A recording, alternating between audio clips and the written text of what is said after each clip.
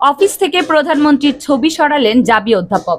জাহাঙ্গীরনগর বিশ্ববিদ্যালয় বাংলা বিভাগের সভাপতি কার্যালয় থেকে প্রধানমন্ত্রী শেখ হাসিনার ছবি সরিয়ে ফেলেছেন অধ্যাপক শামীমা সুলতানা। বৃহস্পতিবার দুপুরে তিনি ছবিটি সরিয়ে ফেলেন।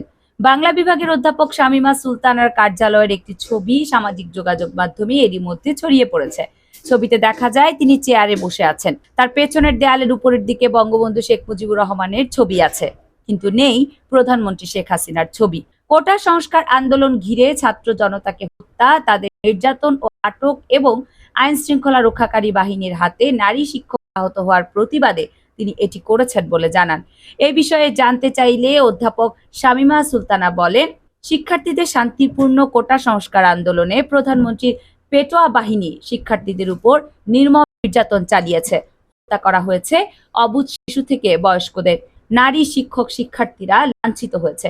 এরপরেও বারবার তারা মিথ্যাচার করে যাচ্ছেন। তিনি আরো বলেন, প্রধানমন্ত্রীর জন্য এই মুহূর্তে ঘরে পর্যন্ত কেউ নিরাপদ নয়, যার জন্য মুক্তিযোদ্ধাদের অবদান হুমকির মুখে পড়ে যায়। তার ছবি আমার কার্যালয়ে কিভাবে রাখি? শিক্ষার্থীরা আমার সন্তানের মতো, যার হাত আমার সন্তানের রক্তে রঞ্জিত, তার ছবি আমার দেয়ালে রাখতে চাই না। তাই তার ছবি দেয়াল থেকে সরিয়ে ফেলেছে। ঢাকার রাস্তায় আমাদের সহকর্মীকে আঘাত করা হয়েছে। শিক্ষার্থীরা আমার সন্তানের মতো। আমার মনে হয় মানুষের হৃদয় থেকে শেখ হাসিনার ছবি মুছে গেছে, তাই তার ছবি দেয়াল থেকে সরিয়ে ফেলেছি। 2002 সালের 27শে মার্চ মন্ত্রী পরিষদ বিভাগের এক বিজ্ঞপ্তিতে মন্ত্রীদের অফিস কক্ষ, বিভিন্ন মন্ত্রণালয়, অধিদপ্তর, বিদেশে বাংলাদেশের দূতাবাস ও সব স্বায়ত্তশাসিত প্রতিষ্ঠানের অফিস কক্ষে সরকার প্রধান হিসেবে প্রধানমন্ত্রীর ছবি টানানোর নির্দেশনা দেয়া হয়েছে।